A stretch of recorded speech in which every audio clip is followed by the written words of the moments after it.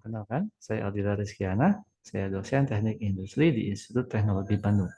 Pada video ini saya akan jelaskan 3 hal. Yang pertama adalah rencana pembelajaran semester untuk salah satu mata kuliah saya ampuh, yaitu analisis biaya. Kemudian yang kedua adalah bagaimanakah proses pembelajaran yang saya lakukan, bagaimanakah interaksi yang saya lakukan dengan mahasiswa dengan menggunakan berbagai platform yang saya miliki. Kemudian yang ketiga adalah penjelasan terkait platform yang digunakan untuk mendukung proses pembelajaran tersebut.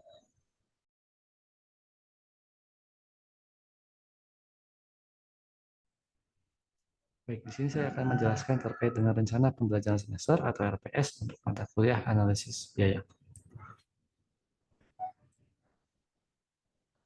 Mata kuliah ini diajarkan pada program studi teknik industri dengan kode mata kuliah TI 2005 dengan kelompok mata kuliah adalah berada di kelompok keahlian manajemen industri. Bobot SKS pada mata kuliah ini adalah sebanyak 3 SKS pada jenjang sarjana dan diajarkan pada semester 4. Ada 2 prasyarat pada mata kuliah ini. Yang pertama adalah pengantar teknik industri, yang kedua adalah pengantar ekonomika.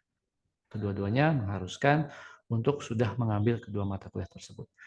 Sifat mata kuliah ini adalah mata kuliah wajib bagi program sarjana teknik industri. Deskripsi mata kuliah ini adalah terkait dengan penjelasan berbagai konsep biaya, kemudian bagaimana caranya kita menyusun laporan keuangan, mulai dari laba rugi, neraca, harga penjualan, laporan aliran kas, dan juga berbagai kalkulasi biaya dengan sistem perhitungan biaya baik job costing, yaitu berbasis pesanan ataupun berbasis proses. Di sini juga dijelaskan terkait dengan perhitungan analisis variansi, perhitungan cost volume profit, juga perhitungan terkait dengan analisis titik impas di sini diajarkan. Lalu juga diajarkan terkait dengan bagaimana cara kita mengalokasikan biaya dan juga secara umum terkait dengan proses akuntansi dalam penyusunan laporan keuangan. Di sini ada beberapa capaian pembelajaran program studi yang dipetakan kepada mata kuliah ini. Yang pertama adalah pada capaian pembelajaran A terkait dengan penguasaan konsep teoritis matematika, sains alam, sains sosial, prinsip-prinsip rekayasa, sains rekayasa, dan perancangan rekayasa yang diperlukan untuk analisis dan perancangan sistem terintegrasi. Kemudian capaian pembelajaran kedua adalah CPB, yaitu mampu menerapkan matematika, sains alam, sains sosial, prinsip rekayasa, sains rekayasa, dan perancangan rekayasa untuk menyelesaikan masalah rekayasa kompleks pada sistem terintegrasi. Kemudian capaian pembelajaran C, yaitu mampu mengidentifikasi, memformulasikan, dan menganalisis masalah rekayasa kompleks pada sistem terintegrasi. Kemudian capaian pembelajaran D, yaitu mampu memberikan solusi untuk masalah rekayasa kompleks pada sistem terintegrasi. Dan CPE, yaitu menguasai prinsip dan teknik perancangan sistem terintegrasi dengan pendekatan sistem. Berdasarkan capaian pembelajaran tersebut, ada beberapa turunan capaian pembelajaran mata kuliah pada mata kuliah ini yang harus dicapai oleh mahasiswanya. Yang pertama adalah mampu memahami jenis-jenis biaya, identifikasi biaya, melakukan klasifikasi biaya, memahami struktur biaya, dan mampu melakukan perhitungan biaya, baik material, tenaga kerja, maupun tenaga biaya tidak langsung ataupun overhead. Kemudian CPMKB 1 adalah mampu melakukan perhitungan biaya untuk perencanaan dan pengendalian produksi. Nah, itu tujuan dari perhitungan biaya pada tataran teknik industri. Kemudian B2 adalah mampu menyusun laporan keuangan sederhana berdasarkan berbagai data keuangan perusahaan. Jadi disusunlah ada berbagai transaksi keuangan perusahaan, lalu berdasarkan data transaksi keuangan tersebut diharuskan mahasiswa mampu menyusun laporan keuangan berdasarkan data transaksi keuangan tersebut. Kemudian C1 adalah mampu mengidentifikasi, memformulasikan, dan menganalisis permasalahan biaya pada sistem terintegrasi. Kemudian CPMKD 1 adalah mampu merancang solusi berdasarkan analisis biaya dan evaluasi laporan keuangan pada sistem terintegrasi. Dan CPMKE 1 adalah mampu mengidentifikasi dan menganalisis sistem manajemen biaya perusahaan dengan pendekatan sistem. Ya, dalam rangka mencapai CPMK tersebut, selama 16 minggu perkuliahan akan dirancang materi apa saja yang diajarkan. Ya, pada pertemuan pertama di sini diajarkan terkait dengan konsep biaya itu apa dan juga seperti apa prinsip akuntansi yang ada. Ya, di mana di sini kita pakai bentuk pembelajarannya ada penjelasan, diskusi, dan juga interaksi dengan menggunakan gamifikasi. Karena salah satu hal yang membedakan proses pembelajaran yang saya lakukan dengan yang lain adalah saya terapkan student atau learner centered education, di mana di sini mahasiswa akan menjadi pusat dalam pembelajaran dan interaksi yang kita gunakan adalah dengan menggunakan gamifikasi di sini. Ya. Kemudian waktu pembelajaran adalah 120 menit.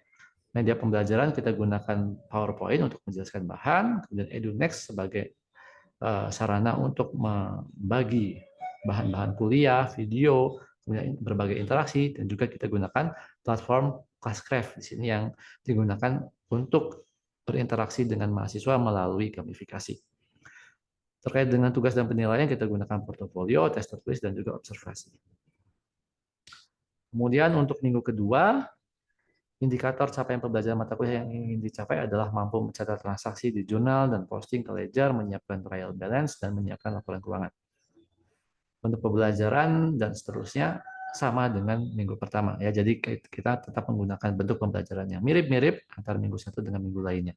Yang berbeda dalam hal ini adalah materi yang diajarkan pada setiap minggunya. Lalu pada minggu ketiga diajarkan terkait dengan mampu menyiapkan dan menjelaskan jurnal penyesuaian dan membuat laporan keuangan dari jurnal penyesuaian. Nah, itu terkait dengan jurnal penyesuaian di sini lebih spesifiknya. Kemudian di minggu keempat diajarkan mahasiswa terkait dengan siklus keseluruhan dari proses akuntansi, di mana output akhirnya adalah mahasiswa mampu menyiapkan dan menjelaskan kertas kerja dan jurnal penutupan. Kemudian pada minggu kelima akan diajarkan pengenalan terkait dengan konsep-konsep biaya, di mana di sini mahasiswa setelah menjalani kuliah ini mampu menjelaskan berbagai jenis biaya. Lalu di minggu keenam akan dijelaskan terkait dengan analisis cost, volume, profit, ya, analisis biaya, volume, dan keuntungan perusahaan. Sehingga mahasiswa nantinya diharapkan mampu menjelaskan dan juga mampu menganalisis berdasarkan konsep CVP ini. Lalu di minggu ketujuh, mahasiswa akan diajarkan terkait dengan sistem pembiayaan job order, ya, di mana fokusnya adalah mahasiswa mampu menghitung seperti apa sih biaya apabila sistem produksi yang dilakukan oleh perusahaan adalah berbasis pesanan. Sehingga setelah mahasiswa menjalani perkuliahan ini, mahasiswa mampu menjelaskan dan menyusun job order costing. Ya. Pada minggu ke-8 akan diadakan ujian tengah semester. Lalu di minggu ke-9 akan diajarkan sistem pembiayaan lainnya, yaitu activity based costing dan juga activity based management. Di mana pada sistem pembiayaan ini kita melakukan perhitungan biaya berdasarkan aktivitas dalam proses produksi yang dilakukan. Ya, berdasarkan aktivitasnya. Sehingga apabila mahasiswa selesai melakukan atau menjalani perkuliahan ini pada minggu ke-9, mahasiswa mampu menjelaskan dan menyusun activity based costing itu seperti apa. Lalu di minggu ke-10 akan diajarkan terkait dengan anggaran fleksibel, variansi bahan-bahan langsung, dan juga manajemen kontrol. Sehingga di sini harapannya mahasiswa mampu memahami jenis anggaran dan menghitung variansi biaya langsung. Lalu di minggu ke-11, mahasiswa akan diajarkan topik lanjutan, ya, masih berkaitan dengan anggaran fleksibel, tapi berkaitan dengan variansi biaya tidak langsung. Sehingga di sini mahasiswa setelah menjalani perkuliahan pada minggu ke-11 mampu memahami jenis anggaran dan menghitung variansi biaya tidak langsung. Lalu pada minggu ke-12 mahasiswa akan diajarkan terkait dengan alokasi biaya, variansi penjualan, dan juga bagaimana mengalokasikan biaya pada departemen penunjang. Indikator capaian pembelajarannya adalah mahasiswa mampu memahami bagaimana cara mengalokasi biaya dan menyusun alokasi biaya khususnya untuk departemen penunjang, yang pada minggu-minggu sebelumnya belum dipelajari. Dan pada minggu ke-13 akan diajarkan terkait dengan alokasi biaya, khususnya adalah apabila kita menggunakan sistem produksi gabungan, di mana dalam sekali proses produksi menghasilkan beberapa output sekaligus. Ya. Sehingga mahasiswa setelah menjalani perkuliahan pada minggu ke-13 mampu memahami bagaimana cara mengalokasikan biaya produk, gabungan, dan juga sampingan. Di minggu ke-14 diajarkan terkait sistem pembiayaan proses costing. Di sini melengkapi pembelajaran mahasiswa terkait dengan sistem pembiayaan pada job costing. Di mana pada job costing berkaitan dengan pesanan, proses costing pada sistem produksi massal. Sehingga setelah menjalani perkuliahan ini, mahasiswa mampu menggunakan proses costing untuk menyusun biaya produk khususnya pada sistem produksi massal. Lalu pada minggu ke-15, minggu terakhir perkuliahan, ya sebelum ujian, akan diajarkan terkait materi spoilage, rework, dan scrap. Ya. Sehingga mahasiswa setelah menjalani perkuliahan pada minggu ke-15 mampu memahami dan menyusun perhitungan biaya spoilage, rework, dan scrap ini seperti apa. Ya. Kemudian pada minggu ke-16 akan dilakukan ujian akhir semester. Ya. Jadi secara umum metode yang digunakan medianya mirip-mirip sebetulnya. Menggunakan PPT ya pada saat pengajaran, kemudian menggunakan EduNext untuk pembelajaran asinkronus terutama, kemudian ClassCrab untuk interaksi. Nah, khusus di minggu ke-15 itu digunakan platform tambahan yaitu namanya GatherTown. Di sini akan dilakukan sistem pembelajaran yang sifatnya studi kasus. Jadi saya tidak akan mengajarkan pada minggu ke-15 seperti apa konsepnya, mahasiswa diminta untuk mempelajari sebelum perkuliahan, lalu pada saat perkuliahan berlangsung, maka mahasiswa langsung menggunakan teori yang sudah mereka pelajari untuk menyelesaikan kasus yang diberikan melalui platform GatherTown. Jadi di sini mahasiswa akan mengalami proses pembelajaran yang sifatnya sangat student centered gitu ya. Mereka mengatur sendiri seperti apa mereka belajar, bagaimana mereka menyelesaikan permasalahan yang ada. Ya, langsung kepada kasus nyata. Nah, kemudian ini adalah dua textbook ya, dua buku teks yang digunakan pada perkuliahan. Yang pertama adalah bukunya White and Shaw, Fundamental Accounting Principle, edisi ke-25, dan juga bukunya Hongren dan Foster, Cost Accounting and Managerial Emphasis. Ya. Jadi pada daftar perkuliahan sebelumnya, saya cantumkan di kolom paling akhir di sebelah sini ya, terkait dengan rujukan pada setiap pertemuan. Sehingga harapannya mahasiswa dapat mempelajari lebih dahulu ya terkait materi tersebut sebelum masuk di kelas. Kemudian beberapa lampiran yang digunakan pada RPS ini adalah yang pertama, keterkaitan antara capaian pembelajaran yang diamanahi oleh prodi, program studi, yang kemudian diturunkan kepada CPMK. Jadi di sini ada padanan untuk setiap capaian pembelajaran, CPMK yang terkait itu apa. Lalu untuk setiap CPMK ada indikator kinerjanya. Bagaimana caranya saya melakukan pengukuran apakah mahasiswa sudah mencapai CPMK tersebut atau tidak. Ya, indikator kinerja ini lalu diterjemahkan menjadi instrumen pengukuran. Sudah sangat spesifik di sini ya. Soal yang akan diujikan terkait dengan apa, berapa bobotnya, dan soal itu diujikan untuk mencapai indikator kinerja CPMK yang mana. Jadi langsung terlihat dengan jelas keterhubungan antara instrumen soal UTS, soal UAS, tugas besar terkait dengan indikator kinerja dan juga CPMK-nya. Serta di sini juga terlihat apa yang perlu dicapai oleh mahasiswa, yaitu mencapai minimal nilai 2 pada rubrik penilaian.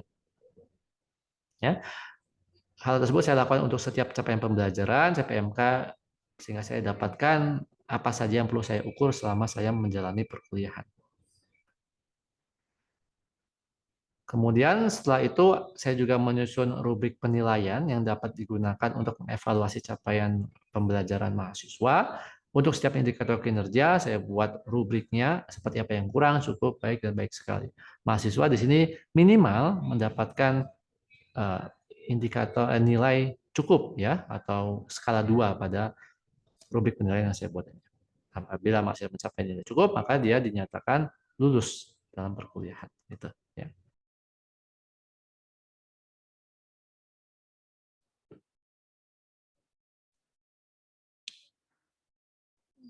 Oke, ini adalah beberapa faktor yang kita gunakan untuk mengklasifikasikan apakah suatu biaya itu merupakan biaya langsung atau tidak langsung. Ini sangat tergantung dari kebijakan perusahaan untuk menentukan apakah biaya listrik itu langsung atau tidak langsung. Itu sangat tergantung dari perusahaan. Walaupun keumumannya itu dikategorikan sebagai biaya tidak langsung. Ya. Yang pertama faktornya adalah seberapa besar sih biaya tersebut. Kalau biaya tersebut proporsinya sangat kecil gitu ya, maka tidak perlu ada usaha bagi kita berlebihan untuk mengetahui berapa sebetulnya biaya tersebut yang harusnya kita hitung untuk suatu objek biaya tertentu. Ya. Sebagai contoh, biaya perbaikan. Sebagai contoh ya. Nah, kalau biaya perbaikan dalam pabrik kita itu nilainya tuh hanya 0,0001% dari total keseluruhan biaya produksi, ya, maka tidak layak buat kita untuk menelusuri biaya perbaikan ini ke setiap mobil BMW. Ini berapa mobil BMW X6, berapa Y2, berapa X2 dan seterusnya. Itu nggak penting. Kenapa? Karena biaya itu sangat kecil gitu ya. Nggak ngaruh banyak. Kalau kita ketahui juga buat apa? Dampaknya tidak terlalu besar buat perusahaan karena hanya 0,01% dari total keseluruhan biaya pabrik. Ya. Beda halnya kalau pada kasus kedua, biaya perbaikan itu ternyata memegang proporsi 80% dari total biaya produksi dari BMW X6. Dari total keseluruhan ya, bukan BMW X6. Keseluruhan pabrik 80%.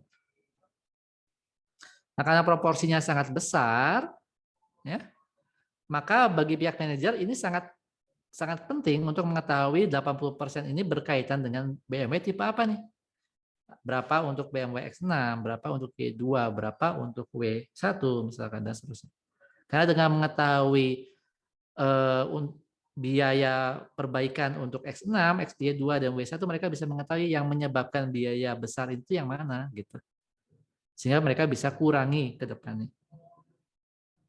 Paham ya? Jadi kalau biaya itu tidak terlalu besar nilainya dan untuk menelusurinya membutuhkan biaya yang besar ya tidak perlu kita hitung. Ya.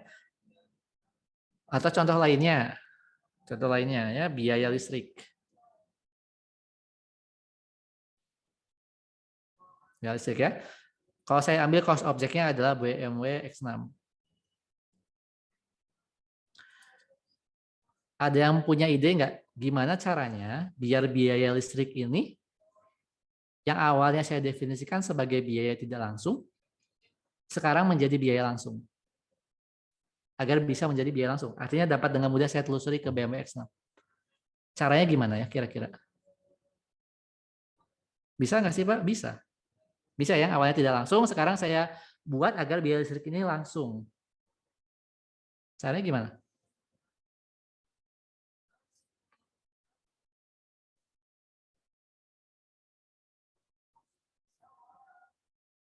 Ada yang punya ide? Izin menjawab Pak. Ya silakan. Siapa namanya? Alif Pak. Alif, oke silakan. Mungkin di lantai produksi yang khusus BMW X6 dikasih meteran listrik gitu Pak. Oke, lalu? Terus nanti ikan yang tercatat cuma penggunaan listrik dari lantai produksinya yang X6 itu. Oke, betul ya jawabannya Alif. Terima kasih, jawabannya betul ya.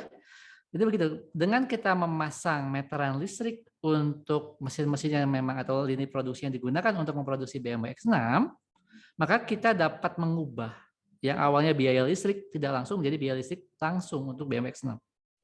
Karena tinggal dilihat aja meterannya, berapa sih meteran atau penggunaan listrik untuk BMW X6. Begitu keluar dengan angkanya, kita langsung dapat mengatakan bahwa semua biaya listrik ini itu berhubungan dengan BMW X6. Karena memang kita pasang meterannya untuk lini produksi BMW X6. Sehingga dengan cara itu, kita bisa mengubah yang awalnya biaya listrik itu tidak langsung menjadi biaya langsung. Tuliskan nama Anda tadi ya. Jawab gitu.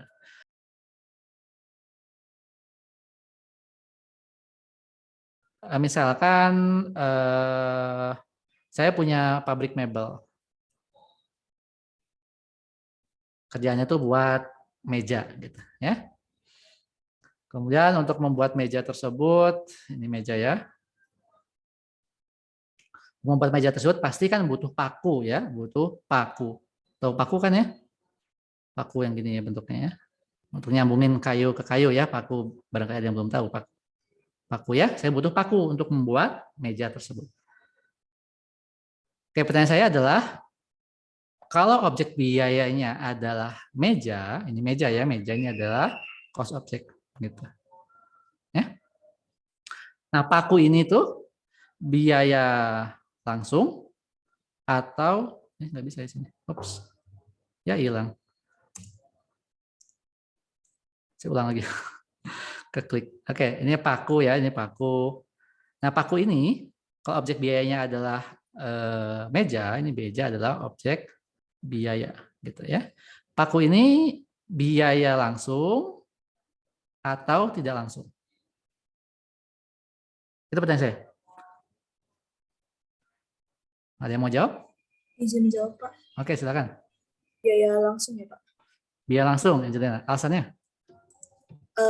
Karena paku itu bisa dihitung, maksudnya kita udah bisa tahu harganya gitu Pak, terus dia langsung berperan pada produknya secara langsung gitu Pak.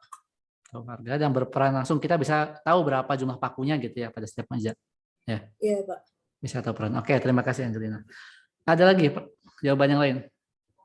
Jadi paku katanya biaya langsung. Ada lagi?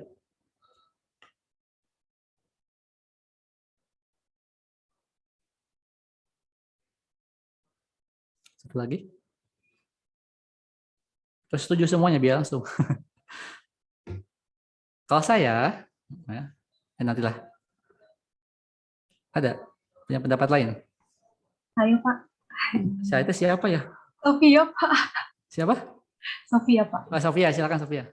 Kalau menurut saya mungkin beda dengan Angel. Saya kalau untuk industri mebel itu Pak biasanya kayak thinner, cat, litur, paku itu termasuk dia tidak langsung. Alasannya? Alasannya karena kadang itu nggak tetap gitu loh Pak jumlah paku untuk satu meja itu kayak pasti berubah-ubah gitu sih Pak. Kalau misalnya bola standarisasi, tapi biasanya karena beli paku itu dalam jumlah yang banyak nih Pak biasanya untuk industri mebel, jadi dia dialokasikan sebagai biaya langsung. Oke, terima kasih pertanyaan Sofia. Oke, saya punya dua pendapat berbeda nih. Kata Angel katanya biaya langsung dan kata Sofia katanya biaya tidak langsung gitu ya. Nah, silakan masing-masing berpikir kira-kira lebih condong ke yang mana gitu ya jawabannya. Saya beri waktu 3 detik. 3, 2, 1 ya. Oke, setelah ditentukan kalian di pihak yang mana gitu. Kalau saya, menurut saya paku itu merupakan biaya tidak langsung. Ya, biaya tidak langsung. Paku biaya tidak langsung. Jadi saya sebetulnya sempat tempat dengan Sofia. Kenapa? Ya. Oke, barangkali bisa kita standarkan sebetulnya. Walaupun Sofia juga tadi alasan tidak standar, ya bisa jadi kita standarkan. Satu meja butuh 12 paku. Ya kita tahu berarti satu meja itu butuh 12 paku. Ya. Apakah ini cukup menjadi syarat bahwa paku itu menjadi biaya langsung? Tidak. Kecuali kita tahu berapa sih biaya beli satu paku. Kalau saya tahu berapa biaya satu paku, satu buah paku, maka saya bisa sependapat dengan pendapatnya Angel bahwa paku ini merupakan biaya langsung. Ya. Tapi kalau saya tidak tahu berapakah biaya satu paku, maka pendapat Sofia lebih benar. Adalah biaya tidak langsung. Nah, coba kita lihat kembali pada kenyataannya, apakah saya tahu berapa harga satu paku atau enggak, gitu kan ya? Kita kembali ke kondisi realnya. Kan teoritis kayak gitu ya, kalau teoritis kita bisa asumsikan bahwa dia biaya langsung. Tapi secara realnya, apakah bisa? Nah, seperti yang tadi dibilang oleh Sofia juga. Biasanya kalau kita beli paku, nah itu pertanyaannya, apakah saya beli pakunya adalah satuan, ataukah saya belinya kiloan? Pengalaman saya belinya ada kiloan gitu. Saya ambil ada di tukang material gitu ya. Saya ambil satu genggam, diukur, ditimbang, tinggal dikalikan dengan berapa harga per kilonya. Ya saya keluar dengan biaya, gitu ya. Biasanya.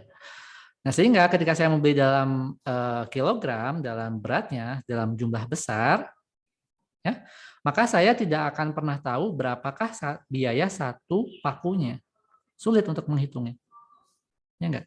Kecuali kalian punya banyak waktu luang, setelah kalian beli paku, misalkan 500 gram gitu ya, kemudian kalian taruh dalam sebuah wadah, tuh, dan kalian hitung satu persatu jumlah paku yang ada dalam 500 gram pembelian paku kalian. Kalian hitung satu persatu. Oh, setelah dihitung ternyata jumlah paku untuk 500 gram adalah sebanyak 378 buah paku. Gitu ya. Nah, dengan cara ini berarti kalian bisa baru menghitung berapa sih biaya satu paku. Oh, satu paku biayanya adalah tinggal harganya aja. 1 juta dibagi ini misalkan 378. Jadi saya bisa ketemu dengan harga satu paku. Nah, tapi pertanyaannya apakah ini ekonomis untuk kita lakukan? Menghitung jumlah paku yang kita beli dalam jumlah besar.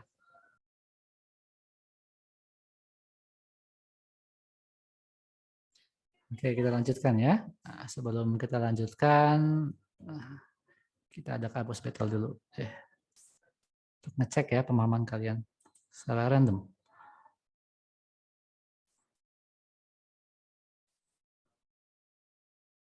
Oke, yang pertama Gisela Kristi. Ya, Pak. Oke, silakan Gisela. Cost tracing itu apa sih?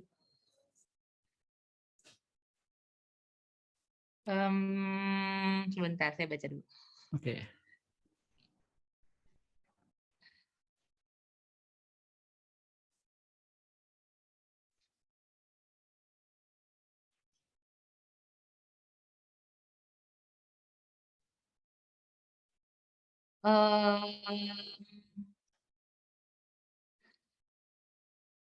Kayaknya 3 deh, Pak. 3. Proses untuk men-track baik langsung, biaya langsung maupun tidak langsung gitu. Ya, Ya, kayaknya. kayaknya nggak yakin berarti Anda ya. Oke, jawabannya adalah 1 ya. Cara kita mengassign direct cost saja untuk trace ya. Kalau Anda ingat kalau untuk biaya tidak langsung bukan tracing namanya, tapi allocation. Ya. Jadi jawaban Anda salah, Gisela ya. Oke, berikutnya Angelina. Angel, sering banget nih ya namanya muncul. Silakan Angel. Iya, Pak. Bentar, Pak. Manakah Saya yang baca dulu. merupakan direct cost gitu ya? Saya scroll ke bawah. Yang direct cost ya. Tadi direct kan ya, Pak? Direct ya.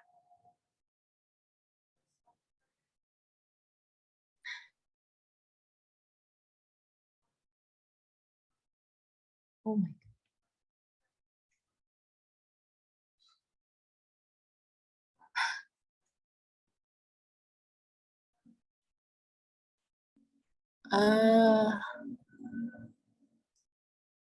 Dua ya, Pak? 2. Biaya print untuk payroll check processing. Payroll check processing adalah objek biaya. Oke. Betul ya jawabannya. Karena memang objek biayanya payroll check processing gitu ya. Oke, terima kasih ya Angelina. Oke, berikutnya Muhammad Raihan Mahdi. Semuanya benar kecuali Muhammad Raihan.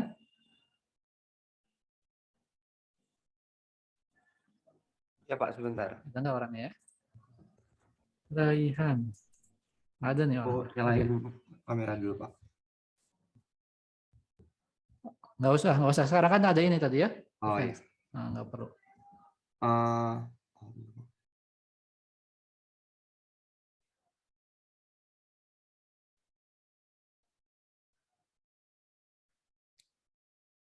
Oh, belum sampai prime cost ya. berarti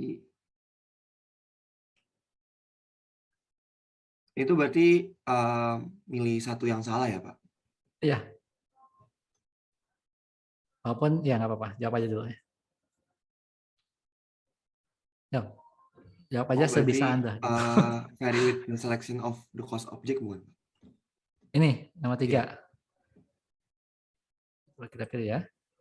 Oh, Maybe included gitu ya. Sebenarnya ini jawabannya, tapi karena kayaknya materinya belum sampai sana ya, saya lupa. Ketika saya buat ternyata ini belum sampai prime cost, belum sampai conversion cost gitu ya. Jadi saya anggap jawabannya benar aja dulu ya. Tapi jawabannya itu.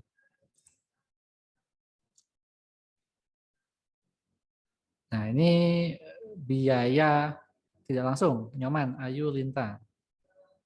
Halo Pak. Ya. Sebentar Pak, saya baca dulu.